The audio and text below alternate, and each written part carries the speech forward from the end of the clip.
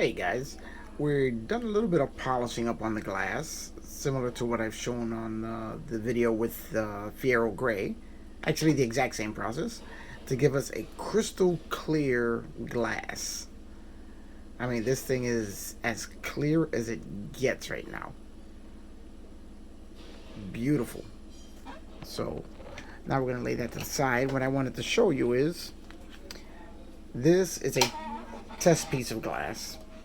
Now, what I did, the Fiero's windshield has a border around a black border around the edges. So,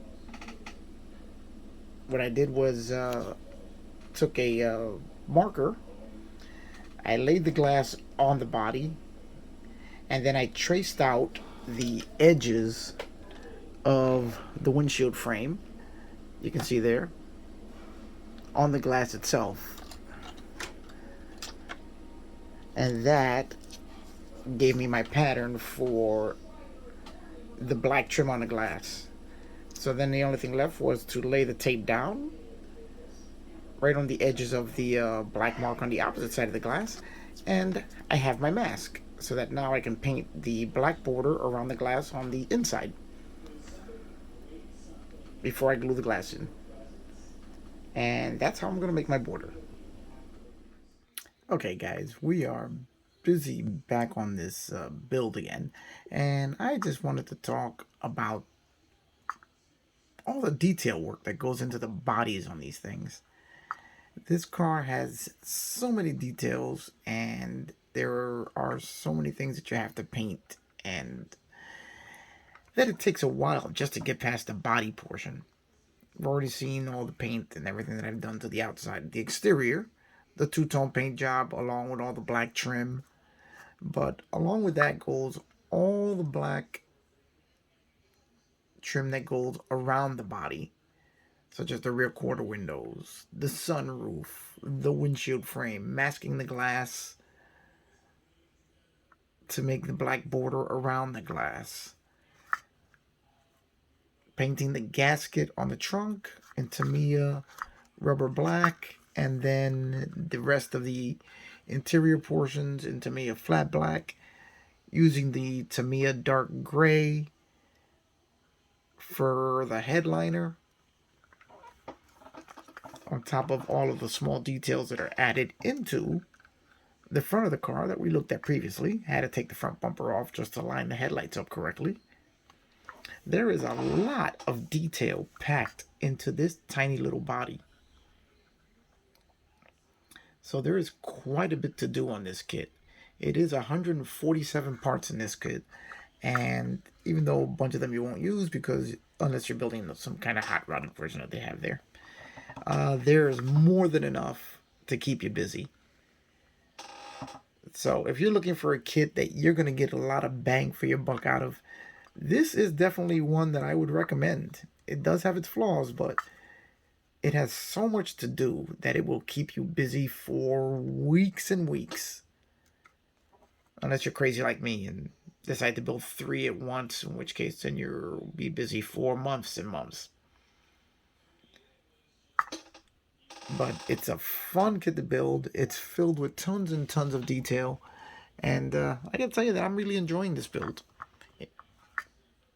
So that's my little rant on this kit. As I'm sitting here for the last couple of hours, just doing all the detail painting on it.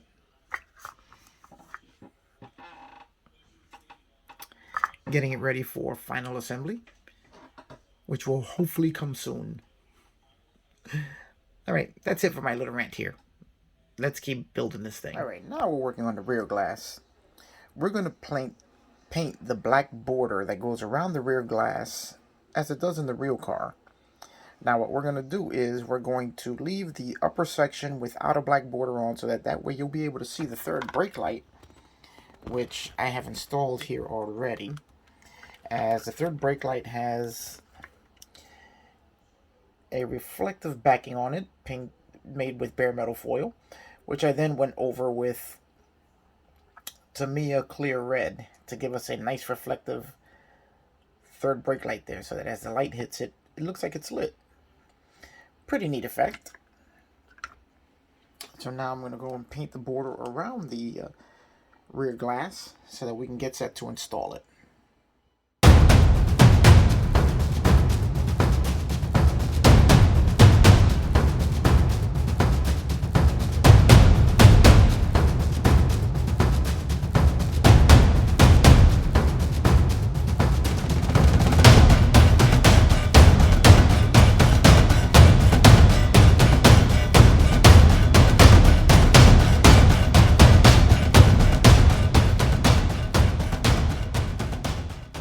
Okay, now you can see the black border around the glass.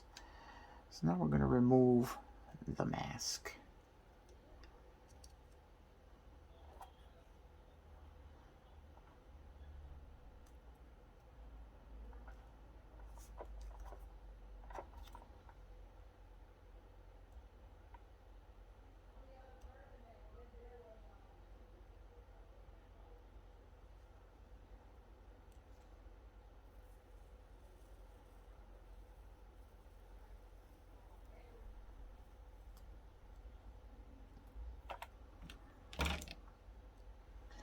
And there we go, guys. You can see our border looks really nice. If you can, I hope you guys can see that. I'm not really sure if you can. There we go. There's our black border around the glass. I'm going to give that a little time to cure and harden up, and then we're going to polish out the glass, clean off all the tape residue. But before that, let's take a look and see how it's going to look in the body. Very nice. And you see how the black border goes right around the third brake light so that we don't block it at all.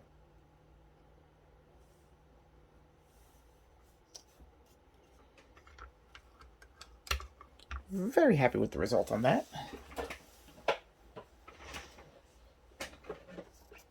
Now we'll just put it to the side. Now we're going to work a little bit on the interior again because I completely forgot to make the seat belts for the gray interior. Now for the seat belt material itself, I couldn't find any gray that really matched the interior. So we'll be using Tamiya tape, painted gray. And that'll make a pretty good seat belt. Now, the seat belt buckles itself, we have from Model Car Garage, our seat belt buckle kit, which we'll use. You guys have seen me do that before. It's pretty easy. Anybody, if I can do it, anybody can.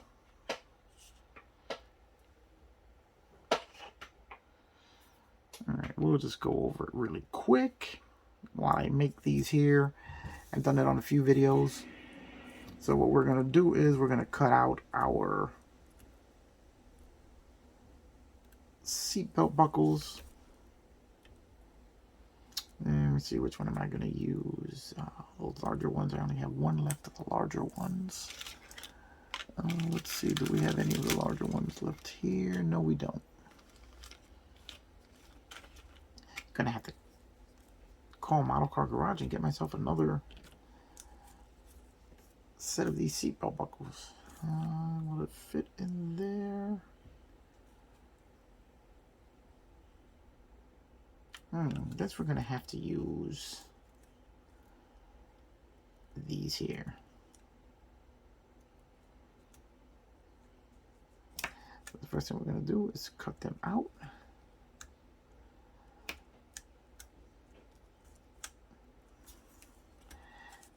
Kind of like these because they're a little bit larger. May not be 100% accurate, but they do show better.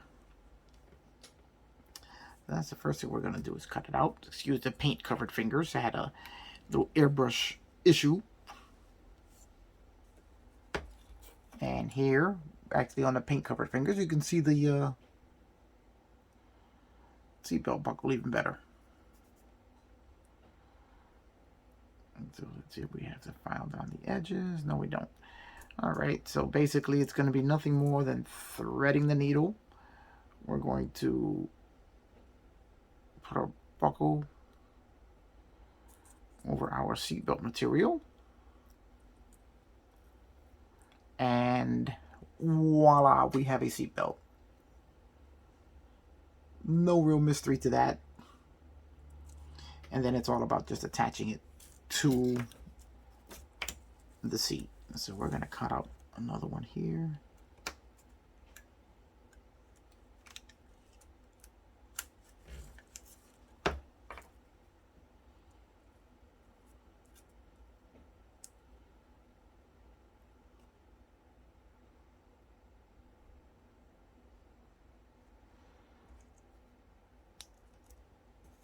And run this one onto this bit of seatbelt material.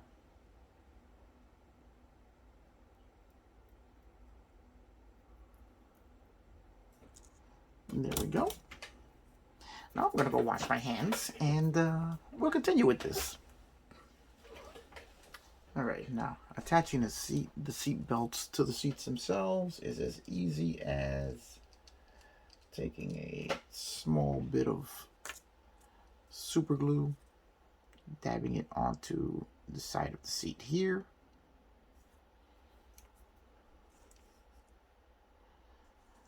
And just attaching the seat belt to the seat there. That, whoops, and hopefully it stays on. This is one area that will never be seen again once modeled assembled. But you're going to want to have the seatbelt look as if it's realistically attached to the seat. And here you can see the other one, which is already on.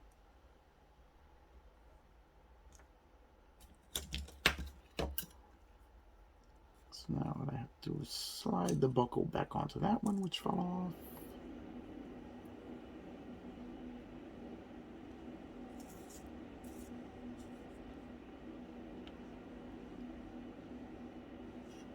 And we just have to decide what direction the buckle has to face, which should be this way.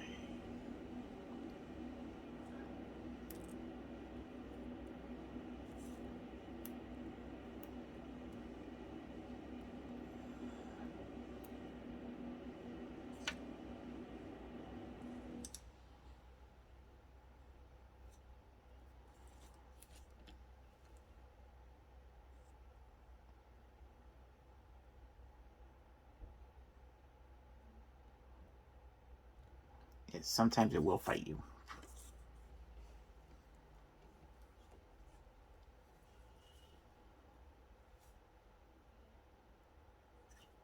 Oh wait, I'm blocking it with the tweezer.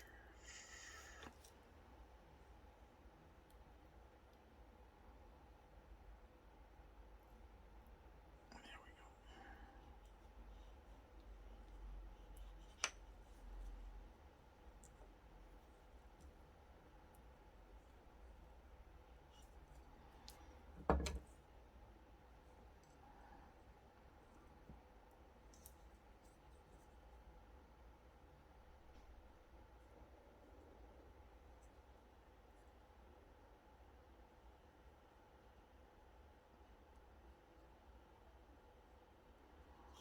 Now what we want to do is have it look at least somewhat realistic. I'm not really crazy about using the Tamiya tape in this manner because it doesn't really fold like material, but considering I don't have anything in the proper color, I think this is going to have to do.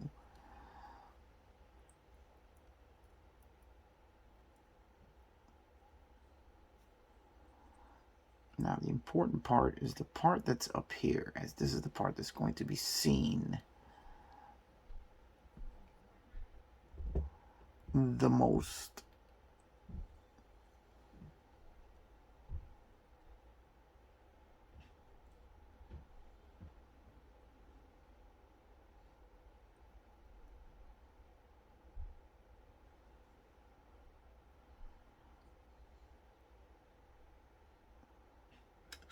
So we're going to take a small dab of super glue and apply it to the shoulder area here.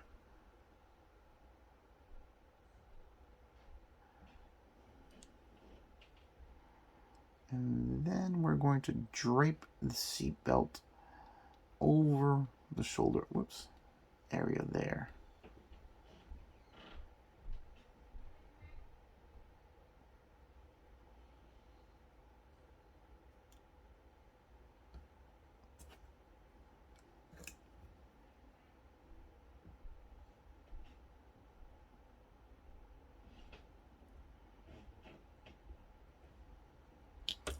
And then we're going to let that cure, because if we keep messing with it, it's just going to keep falling off. So let's let it sit there and cure. Okay,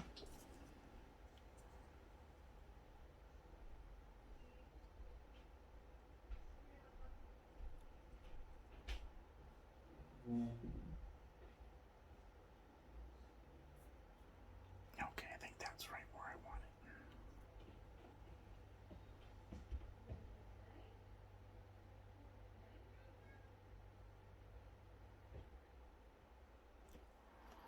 All right, and now we have our seatbelt firmly attached to the seat.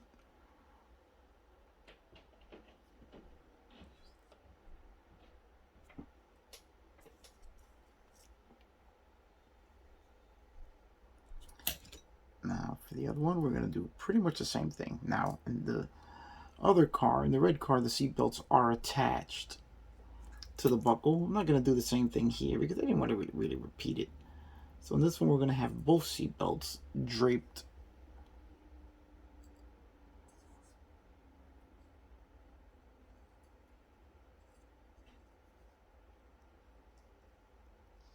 over the seats. Just didn't want to do the same thing twice.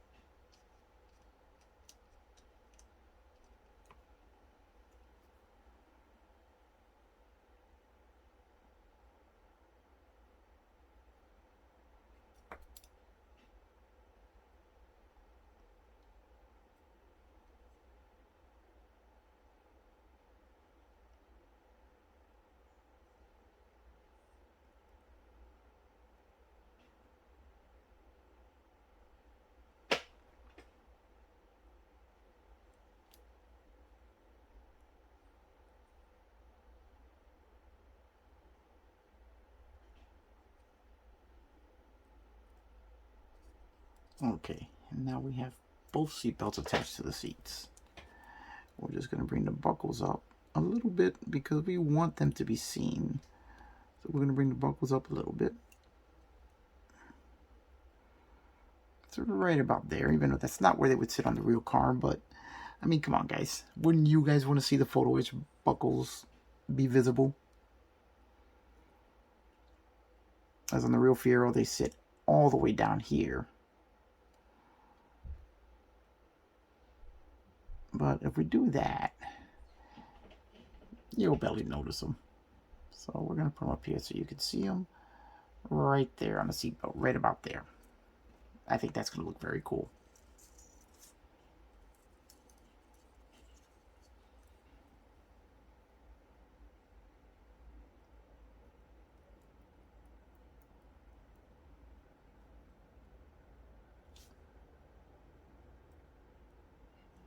Now, to get them to stay there, what we're going to do is we're going to put a small dab of super glue right on the belt,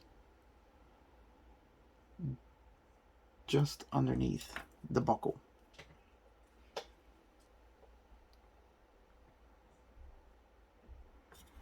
And in fact, we're going to bring it down a little bit more. I think that's a little too high. That doesn't look right. Yeah, it looks right about there. So we're going to take our trusty little toothpick. We're going to put a drop of super glue right there.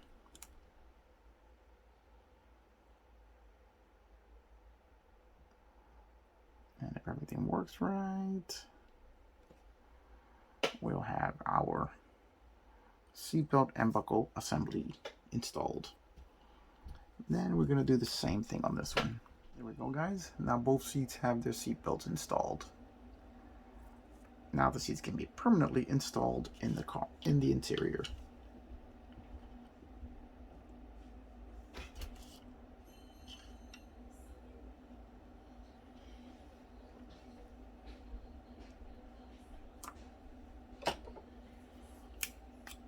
And for that, we can use our extreme power thick super glue.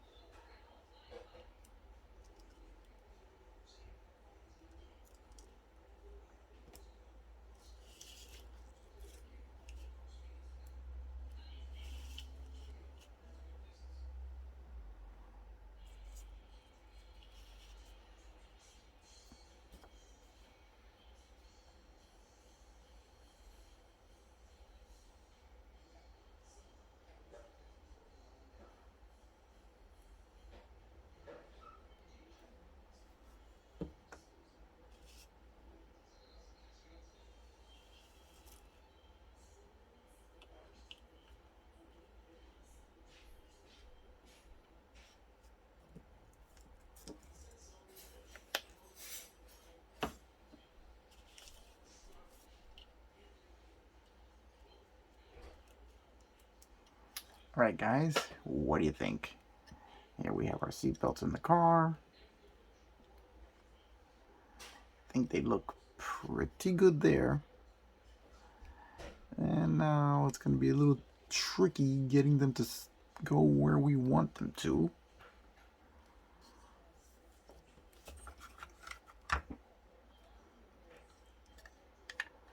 The seat belts are attached to the B pillar in the real car.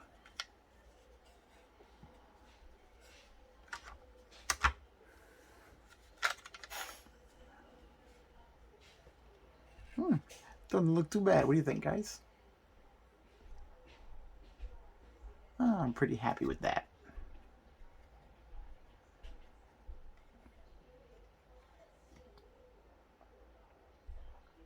As you can't really see where they're going behind the seats, so we may just leave it at that.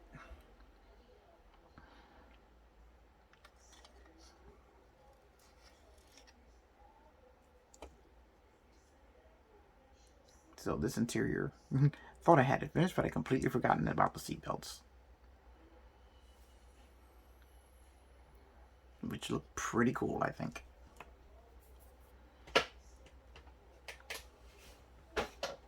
Alright, now time to let everything cure. I don't want to mess with it, otherwise I'll be knocking things out.